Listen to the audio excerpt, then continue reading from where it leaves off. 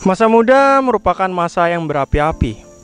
Banyak dari kita yang ngerasain dimana saat-saat muda ini bingung untuk mencari jati diri kita dan bagaimana untuk kita berpikir ke depannya. Tapi seringkali kita temukan banyak sekali masa muda yang dibuang sia-sia. Saya bertemu dengan salah seorang yang luar biasa. Ini adalah anak muda asal Samarinda yang memanfaatkan usia mudanya untuk tetap produktif. Salah satunya Samsul. Di bangku perkuliahan, iya betul kuliah ya? Ya, masih kuliah. Masih kuliah. Semester berapa? Semester 3. Semester 3. Umurnya berapa kalau boleh tahu? 19 tahun. Masih 19 tahun udah memanfaatkan untuk membangun usaha dan membantu orang tuanya. Aku nih nggak bisa apa-apa, aku masih muda. Tapi kan banyak orang yang mikir karena lingkungannya yang seperti ini, dia bilang, ya udah aku lebih baik kerja. Kenapa sih malah berpikir untuk ternak? Budidaya maksudnya ternak. Ya, karena kan kalau wirausaha itu kita solusi ya anti PHK. Usaha itu nggak ada matinya, apalagi kita usaha yang dipakai oleh orang tuh setiap hari. Kayak misalnya ini kan jamur kan buat konsumsi, jadi kan itu keperluan orang setiap hari. Ikan itu kan juga sebagai apa, konsumsi ya, konsumsi setiap hari gitu ya. Konsumsi ya. Ya, jadi Samsul ini memiliki tempat budidaya jamur tiram, dan ini sudah berjalan berapa tahun? Kurang lebih 2 tahun dari saya SMA naik kelas 3 SMA. Dari kelas 3 SMA udah melakukan budidaya jamur tiram. Kalau boleh tahu, apakah jamur tiram ini diproduksi sendiri atau diolah sendiri, atau ada pihak lain yang membantu sehingga dengan ada bantuan-bantuan tersebut Samsul dapat membangun tempat ini?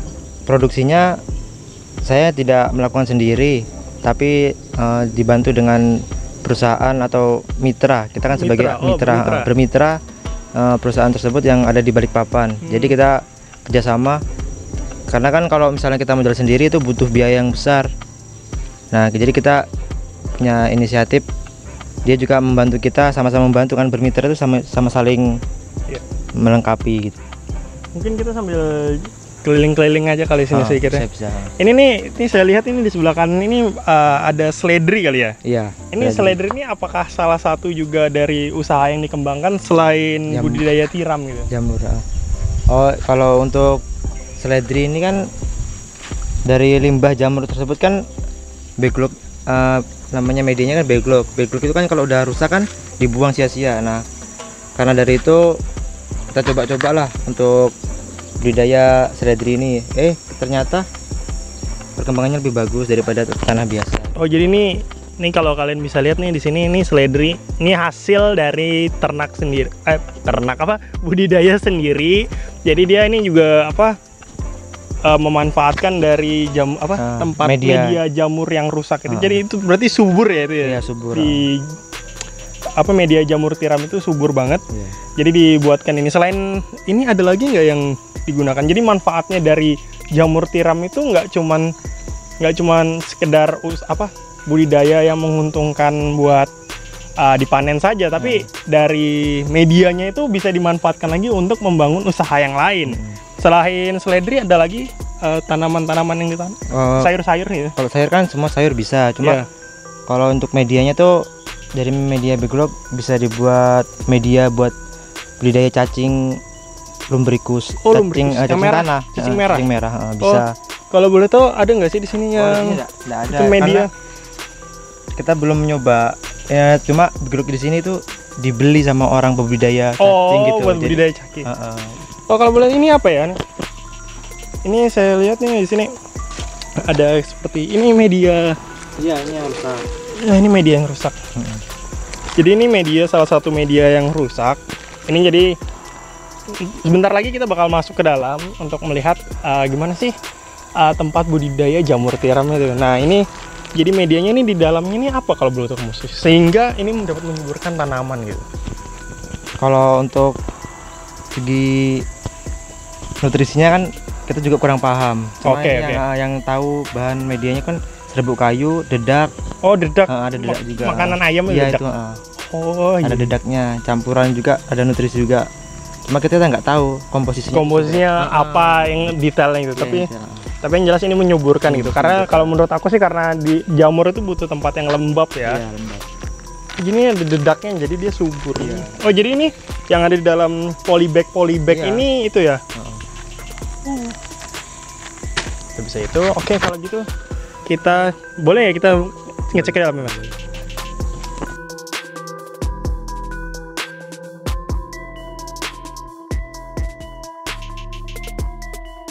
Oke, jadi kita sekarang udah ada di dalam tempat budidaya jamur tiram. Ini bisa kasih tahu nggak sih ini apa gitu ini ya? Ini yang tadi yang saya lihat di luar itu yang tadi jadi bahan buat media tanam itu yang seperti ini. Tapi tadi yang di luar yang saya lihat itu hitam, ini kok di sini putih, itu kenapa Mas? Karena kan itu sudah tua. Oh, yang karena itu tua. Ini kan ada umurnya. Kalau udah umur 4 bulan tuh sudah waktunya afkir atau dibuang. Kan udah. Oh jadi ini dalam siklus berapa 4 bulan ya? 4 bulan. Setiap 4 bulan ini diganti. Ganti baru. Kan ini dia jamur kan perlu nutrisi kan, nutrisinya kesedot. Jadi akhirnya nanti makin mengecil ini. Oh jadi seperti yang di luar tadi kita lihat dan membusuk akhirnya. Oke. Nih kalau kita lihat, oh ini ada yang sudah jadi nih. Iya. Ini yang di atas ini udah jadi. Ini sebenarnya kita kan bisa lihat nih.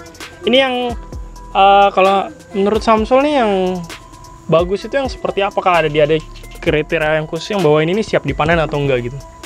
Kalau untuk siap dipanen tuh kan ciri-cirinya dari daunnya udah tipis. Sudah tipis ya? Cuma kalau yang ini kan ukurannya terlalu kecil, jadi kurang maksimal lah hasilnya. Cuma harus boleh diputik karena kan nanti kalau enggak dia kering. Oh iya. Kalau kayak gini kan daunnya masih tebal nih. Kalau ini udah tipis. Oh jadi nanti bakal mengembang-ngembang lagi. Bisa membesar. Tapi kalau udah seperti ini nggak bisa lagi. Udah mentok. Oh itu udah mentok. Itu bisa dicabut. Bisa dicabut. Oke begitu. Ini kalau boleh tahu, Sul, kamu ada nggak sih sebenarnya awal mula budidaya ini nih, ada nggak sih ilmu dasar yang kamu miliki atau memang ilmu ini hanya kamu dapat berdasarkan mitra perusahaan itu mengedukasi kamu mendapatkan ilmu tentang bagaimana cara pembudidayaan jamur tiram ini sendiri? Kalau ilmu dasar sama sekali nggak punya, karena kan hanya sebatas sekolah SMA biasa. Kalau dari segi ilmunya, prakteknya ini kan kita diberi masukan, edukasi sama perusahaannya. Jadi kita di sharing terus, di monitoring, pakai WhatsApp. Nanti dia bikin tutorial videonya, cara merawatnya. Jadi kita ikuti. Jadi berdasarkan tutorial video. Iya. Ya. Tapi memang sebelumnya tuh ada nggak sih niat dalam budidaya itu sampai bakal jadi seperti ini sampai hari ini? Ada nggak sih kepikiran sampai ke sini? Oh, gak nyangka ya ternyata aku itu ternak budidaya jamur tiram ini sampai ke sini gitu. Padahal awalnya tuh cuman sekedar iya coba aja dulu. Ya kalau niatannya sama sekali nggak ada. Nggak ada. Karena kan kayak kebetulan aja udah dibukakan pintu rezeki ke sini gitu kan. Pas jalan ke Balikpapan ditemukan oleh ini perusahaan akhirnya cocok, kunjungan ke sini akhirnya deal dan sampai sekarang berjalan dengan baik. Kalau kemarin nih, ini habis lulus SMA nih. Kalau sebelumnya nggak ketemu ini, niat kamu apa setelah lulus SMA? Ya tetap kuliah memang. Tetap kuliah. Tetap Jadi kuliah. Tetap niatnya mau kuliah gitu. Memang mau kuliah, nggak ada. Fokus kuliah. Nggak ada buat alur aja, nggak ada beginian. Nggak ada begini. Ikuti apa yang diinginkan kan, misalnya kayak kesenangan itu buat masuk di jurusan itu kan enak, sesuai dengan basic kita.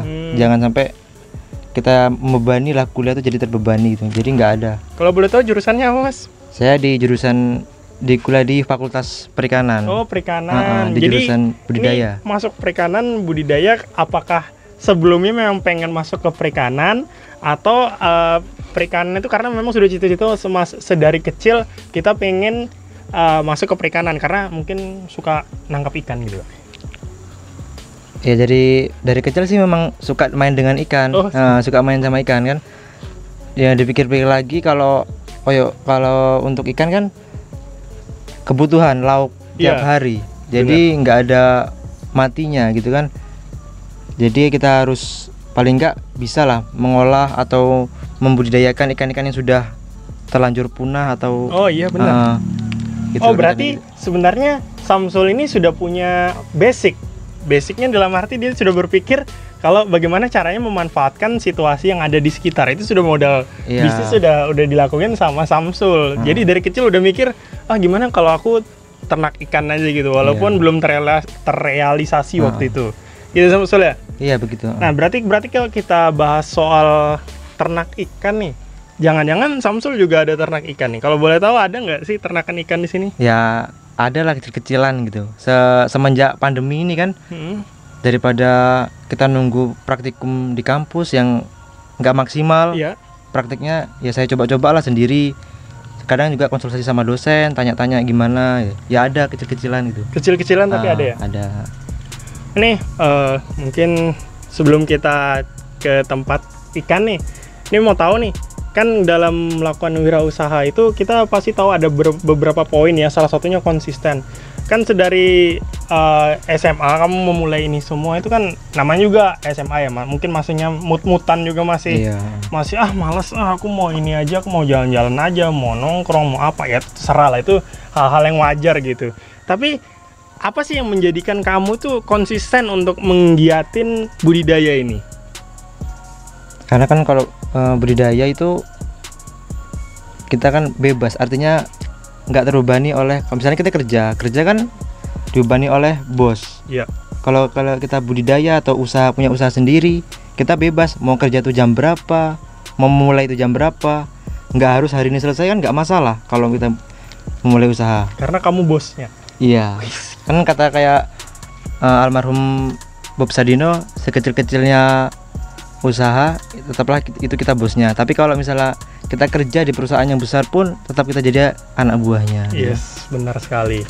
Tuh guys, jadi kunci dari konsisten itu berarti Samsul ini cukup mengenal sosok Bob Sadino ya. Jadi dia mungkin dari itu juga salah satu inspirasinya dari sana ya. Sering-sering cari motivasi, inspirasi dari pengusaha-pengusaha yang sudah sukses gitu. Tuh guys, jadi di usia muda itu bukan berarti kita tuh nggak bisa produktif, tapi di mana di situ selalu ada kesempatan bagi dia yang mau mencari. Jadi bukan sekedar jadi penikmat aja. Kalau kita bisa terjun dan mau intinya tuh mau bertanya nggak sih? Iya. Kalau kita nggak mau bertanya, kita nggak bakal tahu informasi apapun tentang dunia ini. Kalau kita cuma sekedar di rumah saja, itu kurang lah. Kita harus keluar dari zona aman. Kita harus cari sesuatu hal yang baru. Iya. Oke, berarti kita coba kita lihat itu ya, ikan yang diternak sama Samsul. Di mana? Di belakang. Ya, di belakang. Ayo, Pak. Kalau gitu kita ke belakang dulu, guys. Oke, jadi nih Sul, tadi kan aku nggak sengaja tuh, tadi sebelum kita ke belakang aku lihat nih ada beberapa media yang sepertinya ini rusak kah? Apakah ini salah satu juga yang nantinya bakal jadi pupuk buat sayur-sayuran tadi? Iya, ini calon-calon dibuang, artinya udah afkir, udah umur 4 bulan lebih bahkan ini. Berarti ini udah enggak, apakah dari sekian ini ada Tetap ada ini yang atau ada yang tumbuh tetap, tapi nggak produktif lagi iya, gitu ya? tetap, Ini cuma kecil. hasilnya nggak maksimal, kecil gitu. Udah nggak Karena nutrisinya udah kesedot, udah habis. artinya siap dibuang. Ini siap dibuang, tapi nggak dibuang, tapi digunakan lagi, dikelola lagi. Jadi sama sekali nggak ada ruginya juga Nggak ini ya. ada. Jadi kalau modal paling pencahayaan yang cukup, nggak juga butuh tempat yang terlalu luas gitu ya. Banyak sekali di sini. Oke, kalau gitu kita lanjut ke belakang ya.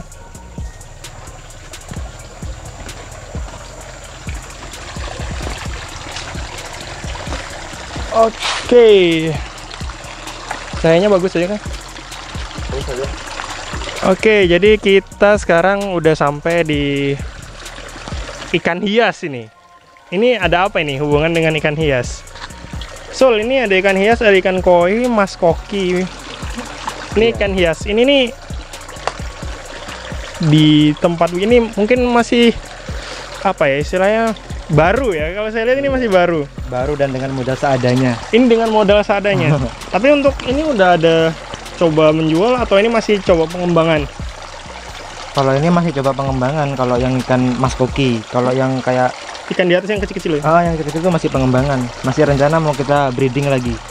Ini kalau boleh tahu nih, ini kan banyak banget tuh ikan-ikan. Ini kan hias ya, ini kan hias bukan ikan konsumsi. Ini untuk keperluan di akuarium gitu. Kita sering ketemu di toko-toko akuarium. Ini ada nggak sih cerita di balik awal mulanya mau bentuk ikan apa budidaya ikan hias ini? Ikan hias kan di Samarinda ini rata-rata tuh kiriman dari Jawa. Nah, sedangkan kenapa kita ini di Samarinda nggak bisa ngelola sendiri gitu kan? Untuk pengantaran ke Jawa ongkos kirimnya kan sangat mahal. Iya bener. Kenapa sih? Jadi kan dari awal itu dari peluang yang ada kita kembangkan lah, coba-coba kalau bisa kita jadi pengepul pelopor gitu ya, jadi pelopor, jadi ikan hias di Samarinda ya. Gitu kan. Iya bener sih, karena kalau di logika kan memang kalau kita bisa punya produk dari lokal kita sendiri, kenapa kita harus butuh produk yang berada di luar kalau kita punya kualitas yang sama gitu, dan harganya juga nggak lebih mahal dan kualitasnya nggak boleh dianggap remeh. Oh iya, jadi ini salah satu pengembangan. Jadi selain ternak ikan hias, tadi kan ada bilang konsumsi ya, ikan konsumsi. Ada ikan konsumsi di sini atau ada ikan-ikan yang lain yang dipelihara di sini? Konsumsi ada ikan nila. Ikan nila? Ikan nila ada. Oh, ikan nila itu kolam yang ada di depan tadi ya? Kolam yang sebelah tadi. Oh, kolam depan. Selain itu ada lagi? Ada coba-coba kan lobster air tawar. Oh, lobster. Karena kan di sini pengalaman sungai itu kan banyak tersedia lobster. Cuma ada oknum-oknum yang meracuni sungai ini. Jadi memang pada dasarnya di sini memang ada lobster, cuman di sebagian oknum yang tidak bertanggung jawab itu merusak ekosistem di situ. Jadi kepikiran untuk buat budidaya. Itu di sini atau jauh? Iya, di situ aja, di belakang sana. Di sana? Sebelah kolam itu. Oh, kolam yang tadi? Oh, iya. Ntar kita ke depan kita lihat aja. Kalau gitu ini kita sesi akhir kali ya. Nanti ke depan kita lihat. Nanti kita masukkan di video aja tentang kondisi kolam nila sama kolam lobsternya. Ini nih yang jadi pertanyaan aku. Kamu punya cita-cita nggak sih? Sebelum ya ini kita berpikir cita-cita sebelum terjadinya usaha ini. Ada nggak sih cita-citanya? Cita-cita untuk kayak misalnya jadi apa gitu ya. Kalau untuk cita-cita sih dari dulu memang saya nggak pernah ditanyai, dari SD pun cita-cita juga bingung. Oke, mau jadi apa gitu, nggak ada terpikiran. Kayak kebanyakan cita-cita jadi polisi, jadi tentara, pengen sukses aja pokoknya lah. Iya, intinya pas sudah dari SMP SMA udah kepikiran lah kayaknya jadi pengusaha itu lebih enak gitu. Nggak terbebani lah, nggak mikir ini itu, nggak ada tanggal merah tanggal apa. Gas semua. Gas terus ya. Siap.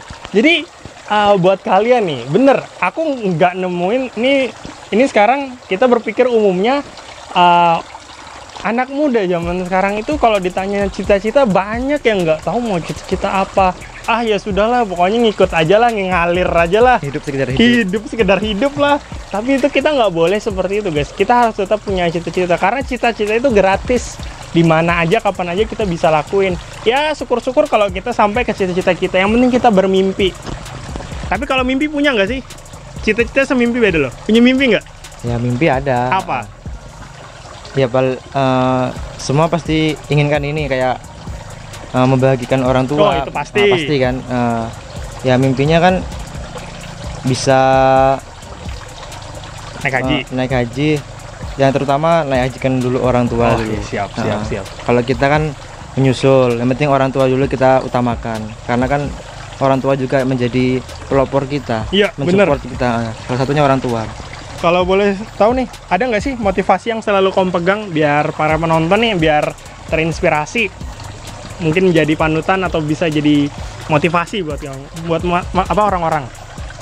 Motivasinya kalau ingin berwirausaha juga jangan pantang menyerah. Intinya jangan suka. Pokoknya jangan selalu bosen. mau berusaha terus menerus. Yang penting never surrender gitu. Dan jangan gengsi. Jangan gengsi. Itu yang terpenting, kita harus tetap menjaga konsistensi. Yang penting kita tidak gengsi. Jadi mau bertanya sama siapa aja ya. Dan satu lagi, kalau udah di atas jangan terus ke atas, tetap rendah diri. Mantap, siap. Karena rendah diri itu adalah sesuatu yang sekarang ini kalau aku lihat tuh jarang ya orang-orang rendah diri tuh, rata-rata orang yang sudah di atas itu lebih cenderung membatasi diri, menutup diri. Sebenarnya nggak boleh begitu, karena pada dasarnya semakin kita membuka diri, mengedukasi, alhasil kita mendapatkan pundi-pundi rezeki lainnya. Kita kan nggak tahu rezeki itu datangnya dari mana aja. Ya kita welcome, tapi kan kita juga ada batasan-batasan. Semisalnya ya mungkin seperti ketika kita ketemu mungkin, ini kurang ini, berarti kita harus membatasi diri. Oke, kalau di situ kita boleh, tapi kalau untuk menutupin, ngapain sih orangnya datang? Ngapain sih? Insecure, bukan insecure sih, kayak seuzon duluan, kita berpikir buruk tentang orang tersebut. Kita nggak boleh. Selama ini ada nggak sih hal-hal ya mungkin ya kita nih realistis aja, karena tadi masalah pandemi yang sekarang kita nih masih di dalam masa-masa pandemi, ada nggak sih keluh kesah yang paling menyedihkan selama beberapa tahun ini menjalankan usaha ini? Selama pandemi mas? Selama pandemi nggak apa-apa juga. Untuk selama pandemi yang tadi yang bisnis jamur kan? Iya. Untuk penjualan sangat turun sih, karena kan orang konsumsi itu karena kebutuhan kan, orang juga banyak yang di PHK, jadi kayak uang jajan, uang sangu buat belanja itu kurang. Jadi rata-rata cuma mementingkan, paling yang penting makan, kayak mie, telur. Kalau buat sayur kan kayak jamur kan terjangkau, harganya nggak terjangkau, maksudnya nggak sayur-sayur biasa lah. Harganya lumayan tinggi. Jadi terus juga kayak pasar kan kemarin sempat lockdown tuh. Nah, jadi kita nggak bisa supply ke pasar-pasar. Itu juga masalah. Jadi mematikan wirausaha. Tapi yang buat kamu tetap bertahan apa? Ya, yang tetap bertahan ya itu memang kuncinya. Kalau ingin berusaha tuh jangan mudah menyerah. Tetap berusaha terus. Apapun jalannya dilewati gitu. Apapun caranya. Bagaimanapun caranya. Kan kemarin tuh sempat misalnya kayak nggak kejual nih jamurnya, kita olah lagi jadi nugget kan bisa di freezer, bisa tahan lama gitu. Kita olah gitu kemarin. Jadi menemukan gebrakan-gebrakan baru sehingga tetap bagaimanapun caranya tetap bisa dijual gitu, bisa dinikmati. Nggak terbuang sia-sia. Kalau boleh tahu lagi nih setelah ini, ya kita kan nggak tahu ya dalam beberapa tahun ke depan, semisalnya ini jadi peternakan ikanmu jadi, pembudidayaanmu berkembang lagi, ada nggak sih yang mau dibangun lagi ya jangka panjang gitu? Jangka panjangnya ya memperbesar ini usaha ini. Usaha ini besar. Dibesarin. Ya itu tujuannya ingin membuka lapangan kerja bagi orang lain. Gitu. Kamu nih kalau dengar-dengar nih, sampai lupa kalau dia ini adalah salah satu penggiat kelompok tani muda di sini ya. Di mana sini? Aku tempatnya lupa. Di Muanggalam. Muanggalam. Muangdalam. Ya, Muangdalam. Ini daerah Muangdalam. Ini sekitar di daerah Lempake ya. Jadi untuk akses ke sini ya lumayan lah. Tapi memang tempat ini di daerah ini memang cocok sekali untuk beternak, budidaya itu pas banget karena jauh dari hiruk-pikuk perkotaan. Oke, mungkin itu aja. Terima kasih buat kalian yang nonton video ini sampai akhir. Don't forget to like, comment, and subscribe. Kalau mungkin bagi kalian yang mungkin mau nanya-nanya atau mau beli